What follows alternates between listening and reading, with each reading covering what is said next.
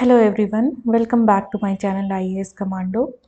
तो इस वीडियो में हम मेंस के लिए यूपीएससी में नोट्स कैसे बनाएं तो वो देखेंगे। तो बेसिकली ये जो टेक्निक है ये कहीं भी काम कर सकती है, बट हम करंट अफेयर्स की मदद से देखेंगे कि मेंस के लिए नोट्स कैसे बनाएं।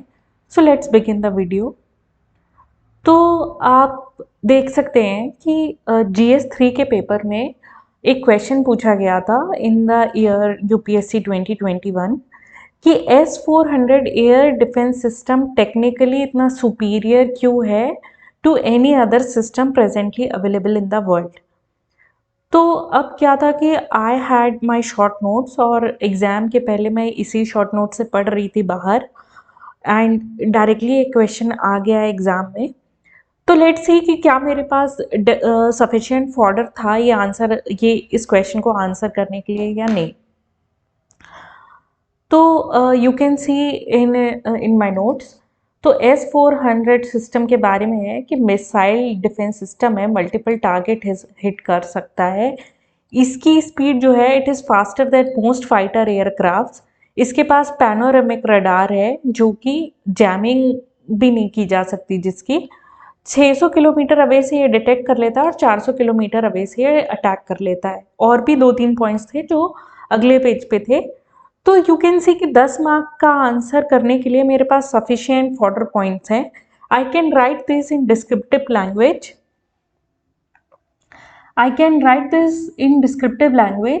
एंड देन मेरा आंसर 10 मार्क्स के दोनों पेज पूरे भर जाते अलॉन्ग विद द S-400 के साथ क्या कंट्रोवर्सी चल रही है, विच नेशन आर डिमांडिंग, ठीक है ना। तो ऐसा नहीं है कि ये एक सिंगल क्वेश्चन था जिसका आंसर मेरे पास था। At least I have answers of 60 to 70% question in my short notes जो मेरे पास रहते थे एग्जामिनेशन के लिए। ऑल राइट, सो हम देखते हैं कि ऐसे शॉर्ट नोट्स कैसे बनाए जा सकते हैं। तो मैं 2 आर्टिकल ले रही हूँ इंडियन एक्सप्रेस से। इन उन दोनों आर्टिकल से शॉर्ट नोट्स बना के देखेंगे कि उसको कितना क्रिस्प किया जा सकता है और कैसे किया जा सकता है। So let's see. तो ये एक इंडियन एक्सप्रेस का आर्टिकल है, लुधियाना में गैस लीक हो गई है। ऑल राइट, तो ये थोड़ा एडमिनिस्ट्रेटिव टाइप का क्वेश्चन है, डिजास्टर मैनेजमेंट से रिलेटेड क्वेश्चन भी हो जाएगा, अर्बन इंफ्रास्ट्रक्चर से रिलेटेड क्वेश्चन भी हो जाएगा। तो देखते हैं। तो एक गैस लीक इंसिडेंट हो गया है लुधियाना में in the Gyaspur area. All right, तो वहाँ पे जो वहाँ की डेप्यूटी कमिश्नर है सुरभि मलिक, उन्होंने एनडीआरएफ बुलाई है कि H2S के हाई लेवल्स क्यों आए हैं। अब अगर हम ये आर्टिकल देखें तो you can see this article runs in slides. All right, this article runs in slides, but अपने नोट्स कितने होंगे? Only this much. All right, only this much, our notes are only this much. All right, only this much, our notes are only this much.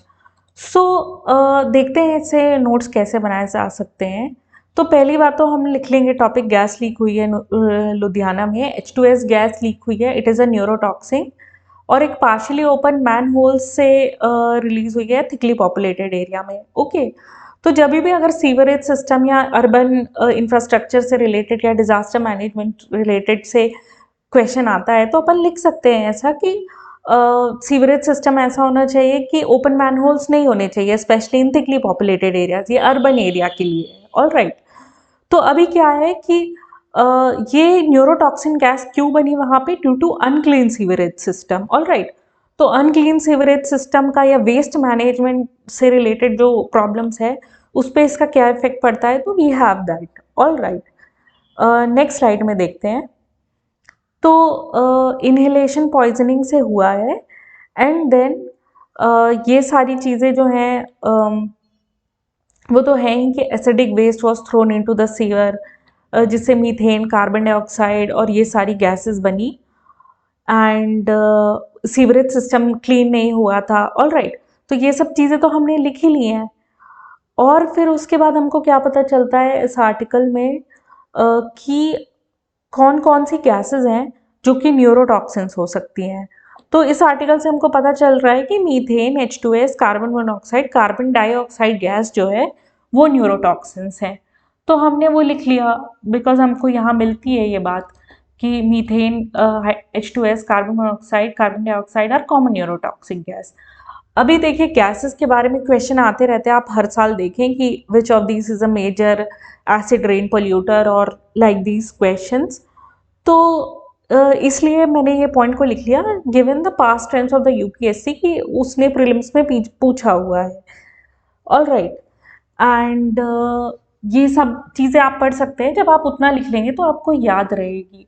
And last का जो important point क्या है कि अगर आपसे सॉल्यूशन पूछे ऐसे क्वेश्चंस में, तो ये दिया हुआ है कि to remove gases such as hydrogen sulphide from waste water chemical oxidation चाहिए रहता है, where oxidant such as hydrogen peroxide are added to the waste water. तो हमने लिख लिया है removal of H2S from waste water, process oxidation है, चाहिए क्या पड़ता है केमिकल हाइड्रोजन परऑक्साइड। तो बेसिकली ये जो आर्टिकल स्लाइड्स भर के हो रहा था, ये हमने छोटे से पन्ने में कैप्चर कर लिया इन 1/4 पेज। ऑल राइट, तो ये तो आर्टिकल भी छोटा था, तो हमने इतने में कैप्चर कर लिया। अब जैसे एआई एक काफ़ी इंपॉर्टेंट टॉपिक चल रहा है अब, है ना, because it is the information technology is in use, तो GS3 का ये डेफिनेटली वो हो सकता है। तो आप ये एआई का आर्टिकल पढ़िएगा जा करके इंडियन एक्सप्रेस में, how governments are planning to deal with revolutionary tools like ChatGPT and Google Bard. All right, तो अभी ये आर्टिकल हम पढ़ेंगे। तो आर्टिकल बोल रहा है कि risk based approach could involve graded regulation. तो G7 जो है वो रिस्क बेस्ड अप्रोच बना रहा है। तो मैं अपने शॉर्ट नोट्स आपको पहले ही समझा देती हूँ। एआई के जो रेगुलेशन है अलग अलग कंट्रीज बना रही हैं। और राइट, तो G7 भी एक मीटिंग कर रही है। G7 का क्या है कि वो रिस्क बेस्ड अप्रोच लेंगे, यानी कि ग्रेडेड रेगुलेशन। ग्रेडेड रेगुलेशन का क्या मतलब है कि depending upon the use of AI उस हिसाब से वो रेगुलेशन बनाएंगे, ठीक है ना। तो जैसे वर्ड प्रोसेसिंग या म्यूजिक से रिलेटेड अगर कोई काम एआई कर रहा है तो उसके लिए लाइट रेगुलेशन बनाएंगे। मेडिकल रिलेटेड फील्ड में या फेस रिकॉग्निशन जैसे फील्ड में अगर कोई कुछ कर रहा है एआई तो उसके लिए टफ रेगुलेशन बनाएंगे। तो ये ग्रेडेड रेगुलेशन का अप्रोच कौन अपना रहा है एआई के लिए? G7। EU क्या अप्रोच ले रहा है? It is taking a tough stance based on the use case scenario. EU की क्या मेन पॉलिसी है? Degree of invasiveness and risk. तो अभी हम देखते हैं कि कैसा कैसा आर्टिकल में बोला हुआ है। तो G7 बना रहा है, G7 is going to have a meeting on this. तो ये हमको बता रहा है आर्टिकल कि G7 रिस्क बेस्ड अप्रोच ले रहा है, could involve greater regulation with lesser compliance burden on developer or users of AI tools in areas such as word processing business or generating music as compared to the regulatory supervision on tool aiding doctor in medical diagnosis और one link to face reading. तो हमने उतने से में लिख लिया कि risk based approach है, ग्रेडेड रेगुलेशन है। तो जैसे कि वर्ड प्रोसेसिंग या म्यूजिक से रिलेटेड इंडस्ट्री है तो उसमें कम रेगुलेशन होगा, फेस रीडिंग या मेडिकल डायग्नोसिस से रिलेटेड है तो उसमें थोड़े टफ रूल्स बनेंगे। ऑल राइट, ये हमारे लिए काम का है भी। You can write if you want कि IPR, कॉपीराइट, ट्रांसपेरेंसी और डिसइंफॉर्मेशन। डिसइंफॉर्मेशन जरूर लिखना चाहिए हमने हमारे आंसर में जब एआई से रिलेटेड है। ऑल राइट, तो ये सब हमारे IPR, कॉपीराइट, ट्रांसपेरेंसी और डिसइंफॉर्मेशन हमारे कीवर्ड हो जाते हैं। और देखते हैं क्या है। तो अभी क्या बोल रहा है आर्टिकल कि success of ChatGPT has drawn the attention of policy maker. EU tough stand ले रहा है। All right, with proposed AI act segregating artificial intelligence by use case scenario. तो हमारा यहाँ कीवर्ड क्या है? Use case scenario based broadly on the degree of invasiveness and risk. यानी कि एआई का एप्लीकेशन जितना इन्वेसिव होगा, जितना रिस्क टेकिंग होगा, जितना पर्सनल डेटा यूज करेगा, ऑल राइट, तो उस हिसाब से you is taking a tough stand. तो हमने अपने नोट्स में लिख लिया वो। यू कैन सी हमने अपने नोट्स में लिख लिया यहाँ पे कि EU जो है वो टफ स्टैंड ले रहा है based on use case scenario, degree of invasiveness and risk. All right, तो ये EU का स्टैंड हमको पता चल गया। फिर अगर यूके की बात करें तो यूके का क्या है, वो लाइट टच अप्रोच लेना चाह रहा है। क्यों? क्योंकि वो इनोवेशन फॉस्टर करना चाहता है। जापान भी एकोमोडेटिव अप्रोच ले रहा है, तो वो भी हम लिख लेंगे। फिर चाइना ने क्या किया, उसने अपनी ओन एक रेगुलेटरी रेजीम बना लिया। उसमें इंपॉर्टेंट पॉइंट क्या है, एक 20 पॉइंट ड्राफ्ट है जो कि जनरेटिव एआई सर्विसेज को रेगुलेट कर रहा है। अब इस 20 पॉइंट ड्राफ्ट के मेन पॉइंट क्या है, एक्यूरेसी की। एआई जो मटेरियल जनरेट कर रहा है उसकी एक्यूरेसी कितनी है, प्राइवेसी का वो कितना ध्यान रख रहा है, वो डिस्क्रिमिनेशन तो नहीं कर रहा है, to prevent discrimination in IPR protection. अच्छा, तो हम ये सब पॉइंट्स को कैसे लिखेंगे? All right, let's see in our notes कि हम ये सब पॉइंट्स को कैसे लिखेंगे। तो चाइना का जो, जैसे हमने यूके का लिख लिया, light touch approach and it wants to foster innovation. आप चाहें तो जापान को भी ब्रैकेट में लिख लें। चाइना का क्या है, 20 पॉइंट ड्राफ्ट, और उसके मेन एरियाज क्या है कंसर्न चाइना के, एक्यूरेसी, प्राइवेसी, डिस्क्रिमिनेशन, आईपीआर। और क्या बोल रहा था है आर्टिकल आगे कि जो भी एआई पॉलिसी है, जो भी एआई है, it should reflect the core value of socialism. All right, तो हमने ये चाइना का भी अप्रोच लिख लिया। तो हमने चाइना का भी अप्रोच देख लिया। आखिरी में आता है यूएस का अप्रोच, काफ़ी वॉल्यूमिनस है। तो यूएस जो है उसने डिसाइसिव स्टेप लिया। क्या स्टेप लिया? कि वो रेगुलेट करेगा अनसर्टेनिटी। तो जैसे कि ये बोल रहे हैं कि न्यू असेसमेंट और प्रोटोकॉल्स चाहिए एआई टू एंश्योर कि एआई सिस्टम नेगेटिव कॉन्सिक्वेंसेस के बिना वर्क कर सके। तो जैसे कि फाइनेंशियल ऑडिट फर्म्स जो हैं वो कंफर्म करती हैं कि बिजनेस स्टेटमेंट में एक्यूरेसी है या नहीं है, इसी तरीके की ऑडिट एजेंसीज को वो इस्टेब्लिश करने को बोल रहा है। उतना इम्पोर्टेंट नहीं है ये पॉइंट, जितना इम्पोर्टेंट ये पॉइंट है कि उसने एक 76 पेज का ब्लूप्रिंट निकाला है for AI bill of rights. All right, तो अभी ये 76 पेज का ब्लूप्रिंट कहता क्या है? तो ऑल इन ऑल अगर हम इस आर्टिकल को देखें तो इसका जो ब्लूप्रिंट है वो 5 कोर प्रिंसिपल्स जो हैं उस बेसिस पे एआई को गवर्न करना चाहता है। तो आप इसमें लिख सकते हैं कि सिविल और ह्यूमन राइट अब्यूज ना हो, वो प्रोटेक्ट करते हैं ये 5 प्रिंसिपल।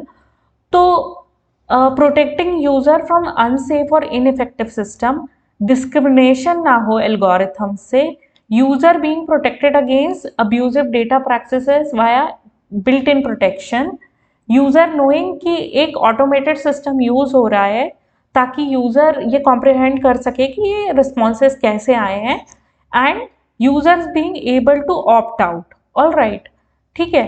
तो अब हम इसको अपने नोट्स में कैसे इंक्लूड करेंगे? तो यूएस का हम लिख लेंगे कि यूएस का एक ब्लूप्रिंट है जिसमें 5 कोर प्रिंसिपल हैं। तो उस प्रिंसिपल में क्या क्या है कि एआई जो है, फर्स्ट ऑफ ऑल कि वो सेफ होना चाहिए यूज़ के लिए, उसमें डिस्क्रिमिनेशन ना हो एल्गोरिथम के थ्रू, तो नॉन डिस्क्रिमिनेटरी एल्गोरिथम हम लिख लेंगे। और जब भी हम किसी एआई से इंटरैक्ट कर रहे हैं तो नॉलेज होनी चाहिए हमको कि हम एक ऑटोमेटेड सिस्टम से इंटरैक्ट कर रहे हैं। जो उसकी डेटा प्रैक्टिसेस हैं वो नॉन अब्यूसिव होनी चाहिए, और यूज़र के पास चॉइस होनी चाहिए कि वो ऑप्ट आउट कर सके from the AI based system. All right, तो इस तरीके से हम अपने नोट्स बनाएंगे। तो अब देखिए कि बहुत ही वॉल्यूमिनस आर्टिकल था, it was running into slides, लेकिन हमारा जितना है वो बहुत ही कम उसमें हो गया। देखिए, लिखने को तो बहुत कुछ लिख सकते हैं हम उस आर्टिकल से, बट देन पॉइंट ये है कि when you are able, when आप जब इसको वर्ड के फॉर्म में, सेंटेंसेस के फॉर्म में लिखेंगे एग्जाम में, तो आपको 3 पेज का मटेरियल मिल चुका है इसमें। ऑल राइट, तो इतना ही लिखने की ज़रूरत है, लेस इज मोर हियर। तो this is how will make notes, and definitely जब भी आप जैसे कि क्वेश्चन अगर इसमें आता है कि what is the approach of different Nations in regulating AI, तो आपके पास सब नेशंस का अप्रोच है। और क्वेश्चन एआई के रेगुलेशन में किस बातों पे ध्यान देना चाहिए, या इस तरीके का कोई क्वेश्चन आता है, तो आप इस आंसर को पैराफ्रेज कर सकते हैं कि यूज केसेस के बेसिस पे, इन्वेसिवनेस और रिस्क के बेसिस पे, डिस्क्रिमिनेशन के बेसिस पे। तो ये सब पॉइंट्स आप इंक्लूड कर सकते हैं। You can frame a nice answer. अब कैसा भी क्वेश्चन पूछ ले एआई के रेगुलेशन से को लेकर के। So this is how you can make your notes. Thank you so much for the discussion. If you like this video, please subscribe to my channel, press the like button, and do comment in the comment section that what all are the topics on which you need videos. And all the best to all the UPSC aspirant for their examination. Thank you.